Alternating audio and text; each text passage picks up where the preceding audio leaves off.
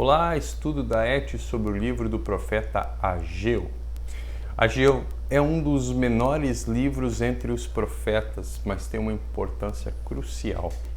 Por séculos, profetas acusaram Israel de quebrar a aliança por meio de idolatria e de injustiça e avisaram que Deus enviaria a Babilônia para destruir Jerusalém e o templo, que aconteceu em 687 a.C.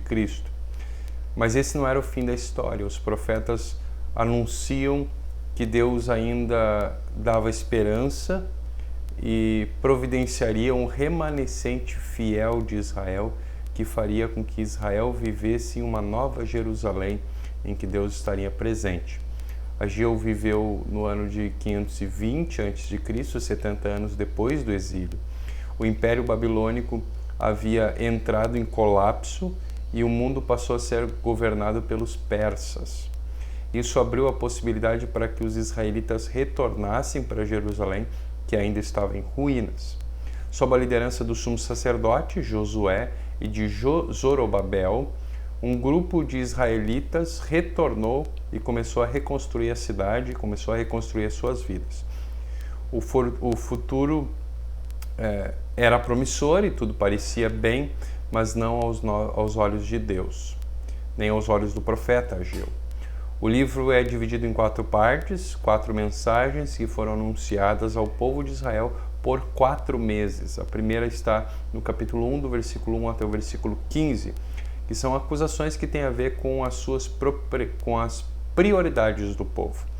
Eles voltaram a Jerusalém, mas gastavam todo o seu tempo e todos os seus recursos reconstruindo as suas próprias casas, enquanto o templo permanecia em ruínas desde a sua destruição.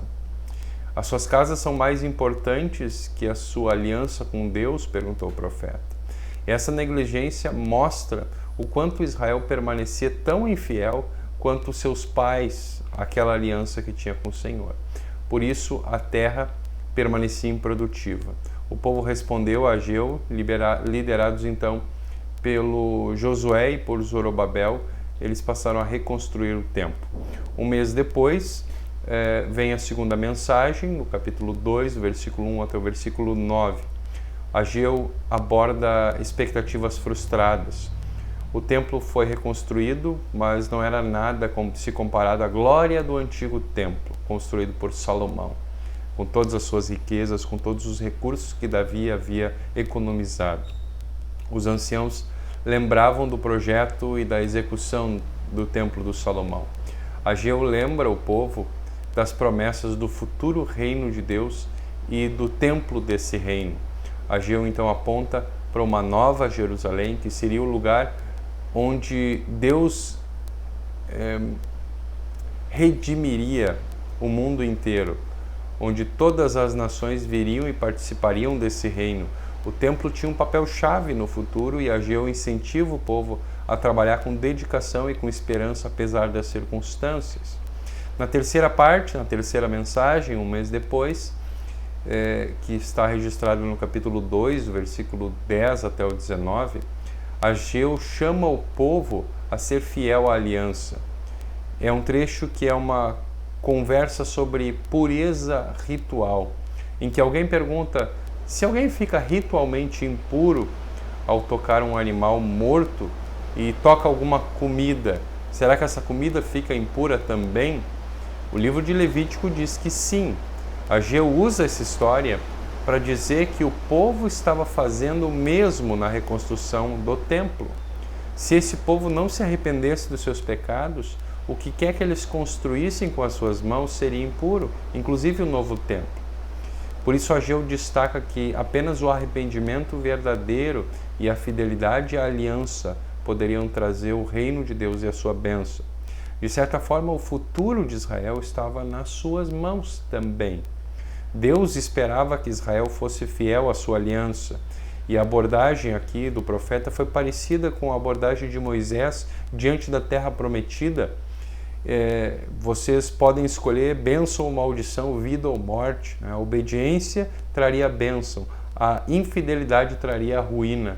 Isso é algo que eles poderiam escolher. E na quarta parte, na quarta mensagem, a partir do versículo 20 do capítulo 2, Ageu fala sobre a esperança futura do reino de Deus. Deus vai fazer uma nova Jerusalém, vai lá confrontar o mal entre as nações, vai cumprir a promessa que ele fez para Davi, vai estabelecer um rei messiânico da linhagem de Davi, que parece aqui ser Zorobabel. E o livro então termina com questionamento no ar. A geração de Ageu vai conseguir ver com seus próprios olhos o cumprimento dessas promessas? Zorobabel é o Messias? É preciso continuar lendo os próximos profetas para buscar essas respostas. Esse livro nos mostra que as nossas escolhas realmente importam e que a obediência do seu povo é uma forma de Deus agir no mundo e que tudo isso deveria conduzir o povo de Deus ao arrependimento e à ação. Esse, então, é o livro do profeta Ageu.